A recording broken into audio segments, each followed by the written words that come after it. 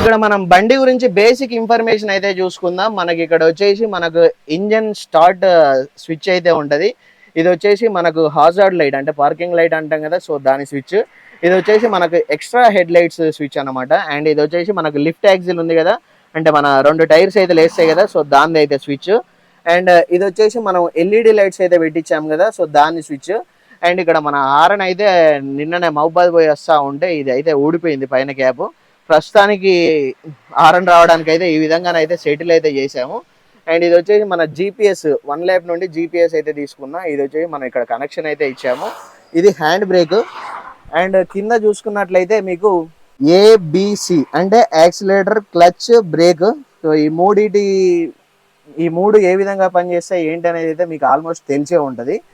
Accelerator అంటే మనకు throttle ఇవ్వడానికి, బ్రేక్ అంటే మనకు బండి అవ్వడానికి, క్లచ్ అనేది మన గేర్స్ అనేవి షిఫ్ట్ చేసుకోవడానికి.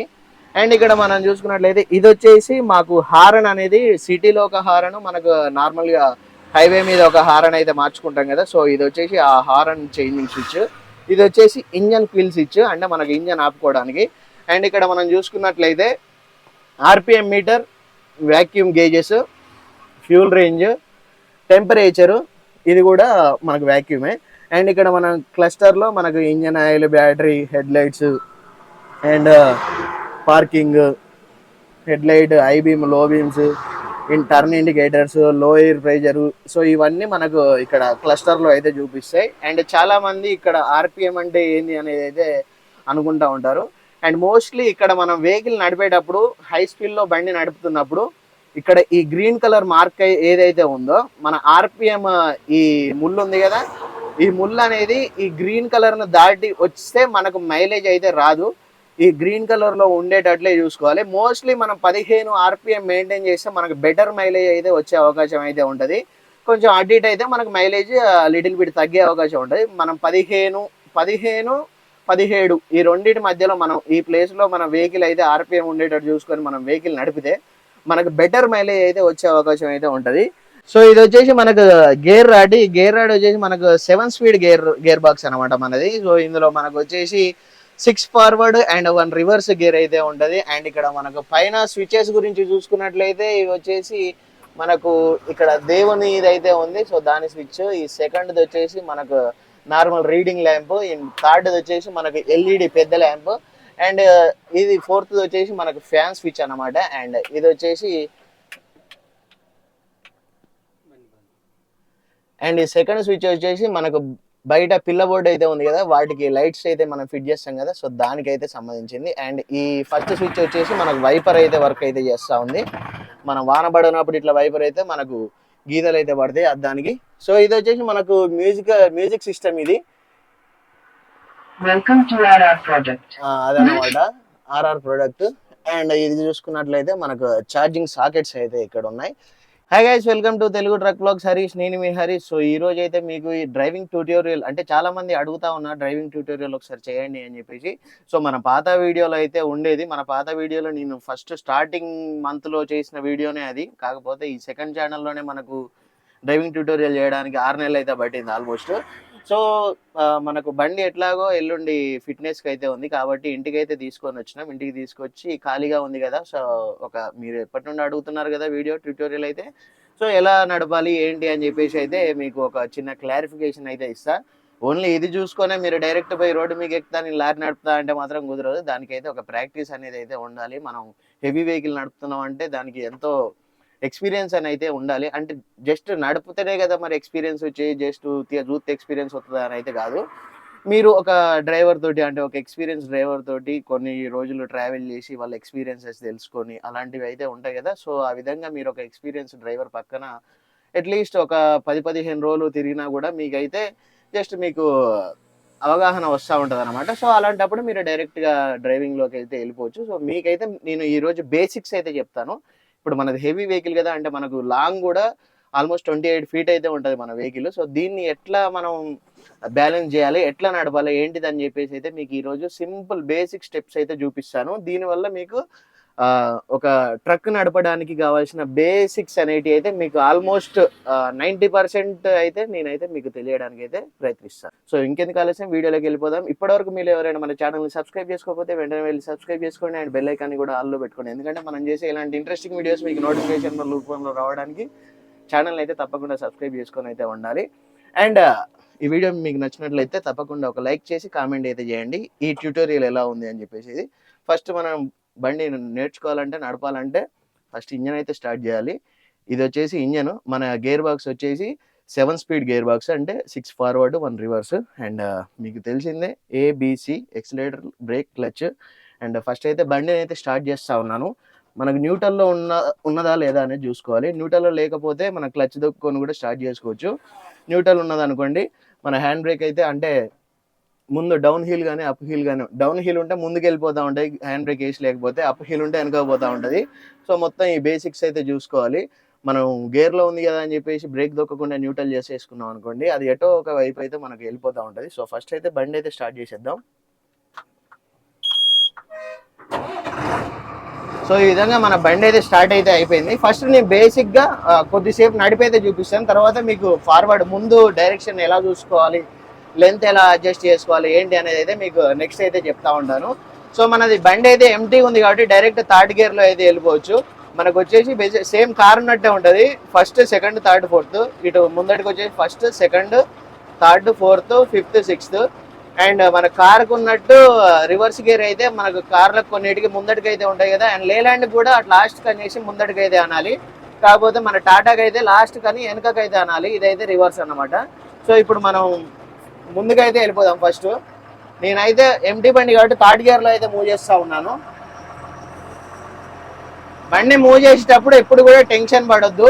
జస్ట్ మనం క్లచ్ వదులుతా ఉంటే మనకు బండి మూమెంట్ ఎక్కడైతే మనకు బండి కదులుతుంది అనేది మనకు చిన్న అవగాహన అయితే వస్తుంది. అక్కడ మనం జస్ట్ ఎక్సిలేటర్ లైట్గా థ్రాటల్ ఇచ్చుకుంటా మాత్రం వెళ్ళిపోవచ్చు. ఈ విధంగా మనకు స్పీడ్ సరిపోయింది అన్నప్పుడు మనం గేర్ అయితే చేంజ్ చేసుకోవాలి. చాలా వరకు గేర్ చేంజ్ చేసేటప్పుడు అయితే భయపడతా ఉంటారు. అంటే ఇటు చూసుకుంటే ఇటు గేర్ చేంజ్ చేస్తే ఈ స్టీరింగ్ అనేది అటు ఇటు పోవడం అయితే జరుగుతుంది. సో ఇలాంటివి కాకుండా ఉండాలంటే మన స్టీరింగ్ మీద మన హ్యాండ్ అయితే గట్టిగా ఉండాలి. మనకు కొత్త బండ్లు అయితే మనకు స్టీరింగ్ మూమెంట్ వన్ సైడ్ లాగడం అలాంటిది అయితే ఉండదు. కొన్ని పాత బండ్లు అయితే మనం ఇట్లా స్టీరింగ్ వదిలేస్తే వన్ సైడ్ లాగే ప్రమాదం అయితే ఉంటుంది. కొత్త బండ్లకు అయితే అలాంటిది అయితే ఉండదు. సో మన బండి కూడా అప్పుడప్పుడు అంటే లోడ్ పొజిషన్ని బట్టి మనకు వన్ సైడ్ లాగడం అయితే అవుతూ ఉంటుంది. సో మన స్పీడ్ని బట్టి మన బండి గేర్ మార్చుకుంటూ వెళ్ళిపోతూనే ఉండాలి. మనకి ఎంటీ బండి కాబట్టి గేర్స్ అయితే ఎమ్మటే చేంజ్ అయితేనే ఉంటాయి. నాకు ఎక్స్పీరియన్స్ ఉంది కాబట్టి నేను ఇటు చూసుకుంటానే తోలుతా, అటు చూసుకుంటానే తోలుతా. అంటే ఇటు చూసుకుంటే ఎప్పుడు తోలుతా అంటే ముందట ఏ వెహికల్ రానప్పుడు.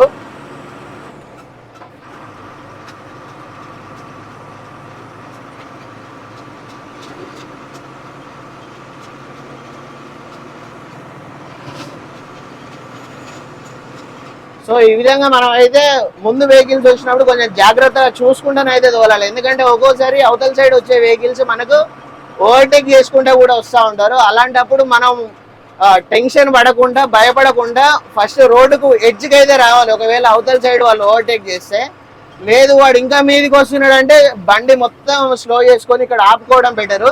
మనకి ఇలాంటి గుంటలు అయితే వస్తూ ఉంటాయి అక్కడక్కడ. ఇక రోడ్డు మీదనైతే ఇలాంటి గోతులు అయితే కామన్. మనకు టైర్స్ ఎక్కడ ఉన్నాయి ఏంటి అనేది మనకు పర్ఫెక్ట్ గా తెలిసి ఉంటే మనకు గోతులు అయితే టైర్ అయితే దిగదు, సాఫ్గా వెళ్ళిపోతుంది అన్నమాట బండి. ఒకవేళ మనకు టైర్ లెంత్ మనకు తెలియకపోతే ఆ గోతులో దిగడం అయితే ఖాయం.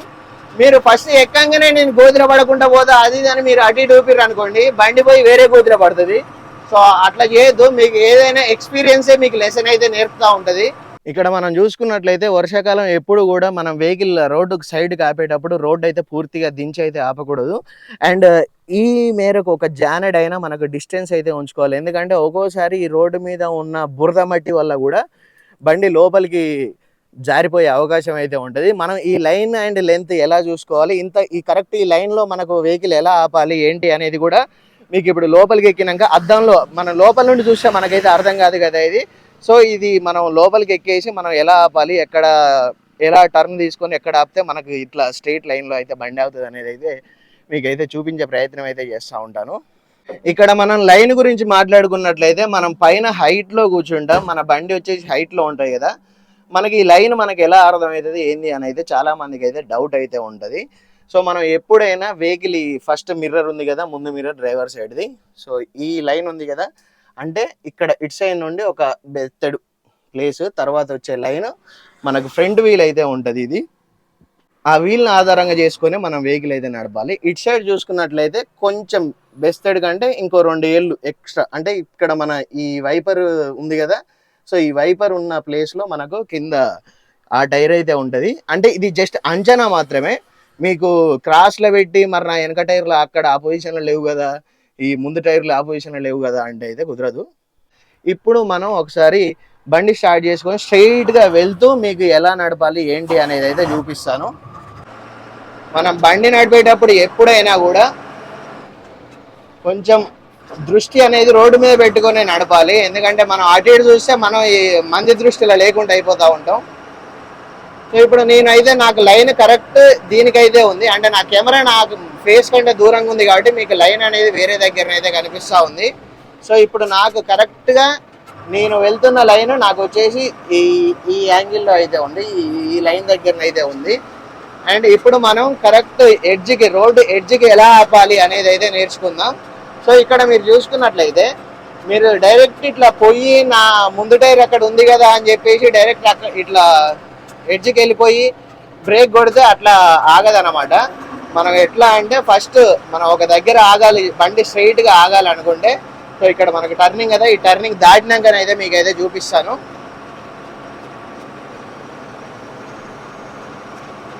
సో ఇవన్నీ మా బాబు దగ్గర నేర్చుకున్నాను నేను ఈ విద్యలన్నీ.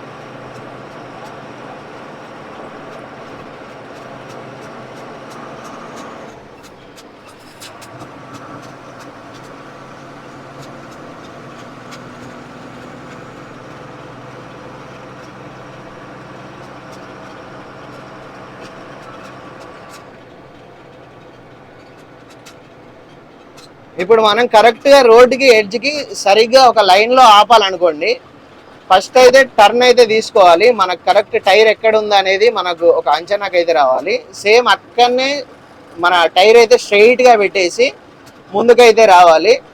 ఈ పద్ధతి వచ్చేసి మనకు కొంచెం లాంగ్ టైం పడుతుంది అనమాట. అంటే మనం ఎక్కువ డిస్టెన్స్ అయితే ట్రావెల్ చేయాల్సి అయితే ఉంటుంది. లేదు మనకు దగ్గర ఉన్న ప్లేస్లో మనకు అలా ఆపాలనుకుంటే మనకు ఇంకో ట్రిక్ అయితే ఉంటుంది. దాన్ని ఎట్లా అంటే మన రోడ్ అయితే దింపి మళ్ళీ ఎక్కియాలి. సో ఇప్పుడు మనం అయితే ప్రస్తుతానికి పెట్టినాం కదా, ఇది ఎంతవరకు స్ట్రైట్గా ఉందో ఒకసారి అయితే చూపిస్తాను, చూడండి. సో ఈ విధంగా మనం సైడ్ జడ్జిమెంట్స్ అయితే మనం చూసుకోవచ్చు. మనం సైడ్ జడ్జిమెంట్ అనేది పర్ఫెక్ట్గా అంచనా వేయగలిగితే రోడ్డుకి బరాబర్ ఈ విధంగా ఎడ్జ్కి అయితే ఆపగలుగుతాం. దీనికి అంటే మనం ఇంత అక్యురేట్గా మనం సైడ్ జడ్జిమెంట్ చేయాలంటే కొంచెం ఎక్స్పీరియన్స్ అయితే అవసరం పడుతుంది. అంటే మీరు వెహికల్ నేర్చుకొని వెహికల్ నడుపుతూ ఉంటే, మీరు నడుపుతూ ఉంటే ఆటోమేటిక్గా ఇక మీకు లైన్ అండ్ లెంత్ అనేది అర్థమవుతూ ఉంటుంది.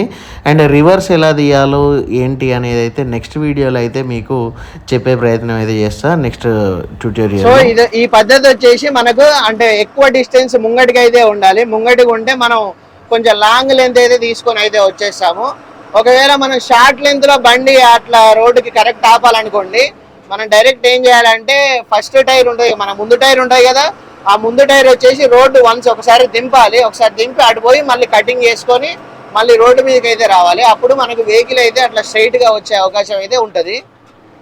సో ఈ విధంగా మనం అయితే వెహికల్ అయితే నడుపుకోవచ్చు. అండ్ ఇక్కడ క్లచ్, ఎక్సిలేటర్, బ్రేక్ గురించి కూడా ఒకసారి అయితే డిస్కస్ అయితే చేసుకునే ప్లాన్ అయితే చేద్దాం. మనం ఇక్కడ చూసుకున్నట్లయితే నేనైతే క్లచ్ అయితే పూర్తిగా ప్రెస్ అయితే చేసి పట్టుకున్నాను. అండ్ బ్రేక్ కూడా ప్రెస్ చేశాను, ఎందుకంటే నేను హ్యాండ్ బ్రేక్ అయితే వేయలేదు. ఒకవేళ నేను హ్యాండ్ బ్రేక్ వేసుకుంటే మనకు బ్రేక్ ప్రెస్ చేసే అవసరం అయితే ఉండదు. అండ్ ఇప్పుడు నేను వచ్చేసి గేర్ అయితే వేస్తున్నాను, థర్డ్ గేరు. ఇప్పుడు లైట్గా క్లచ్ అయితే వదలాలి. మనకు వెహికల్ సౌండ్ మారడం అనేది క్లియర్గా వినపడుతుంది. ఆ వినపడ్డప్పుడు మనం లైట్గా ఎక్సిలేటర్ అయితే ఇవ్వాలి. లైట్గా ఎక్సిలేటర్ ఇస్తే మనకు మూమెంట్ అయితే ఈ విధంగానైతే స్టార్ట్ అయిపోతుంది కదా. మనకు వెహికల్ ఇంకో గేర్ మార్చామని ఆ సౌండ్లోనే చెప్తుంది మనకి ఎమ్మటే. సో ఎమ్మటే మనం గేర్ అయితే చేంజ్ చేసుకోవాలి. గేర్ చేంజ్ చేసుకునేటప్పుడు ఎప్పుడు కూడా ఆదర చేంజ్ చేసుకోకండి, ఎందుకంటే స్టీరింగ్ మీద చెయ్యి గట్టిగా పెట్టి కూడా చేంజ్ చేసుకోకండి. ఎందుకంటే కొత్తగా నేర్చుకునే వాళ్ళు గేర్ చేంజ్ చేసేటప్పుడు ఈ స్టీరింగ్ మీద చెయ్యి ఉంటుంది, మన చూపు వచ్చేసి గేర్ రాడ్ మీద అయితే ఉంటుంది. ఆ గేర్ రాడ్ మీద చేయి పెట్టేసి స్టీరింగ్ అయితే వన్ సైడ్ అటు సైడ్ అన్నా ఇటు సైడ్ అయినా లాగే ప్రమాదం అయితే ఉంటుంది. ఎందుకంటే ఇలాంటి సిచ్యువేషన్ నాకు స్టార్టింగ్ లో 2-3 సార్లు అయితే జరిగింది కాబట్టి అయితే చెప్తున్నాను. మనం ఏదైనా గేర్ చేంజ్ చేసేటప్పుడు స్టార్టింగ్ లో కంపల్సరీ దీన్ని ఇట్లా చూసుకొని చేంజ్ చేస్తాము. కాకపోతే అలాంటప్పుడు మన స్టీరింగ్ అయితే అటు ఇటు లాగకుండా చూసుకోవాలి. అంటే మనకు తెలియకుండా మనమే లాగేస్తాము అన్నమాట. సో అదైతే మనం చూసుకోవాలి. సో ఈ విధంగా మనకు డ్రైవింగ్ అయితే చాలా సింపుల్గా అయితే ఉంటుంది. అండ్ నెక్స్ట్ ట్యూటోరియల్లో బండి రివర్స్ ఎట్లా తీయాలి, రివర్స్ తీసేటప్పుడు ఏమేమి పాటించాలి అని చెప్పేసి అయితే చెప్తాను.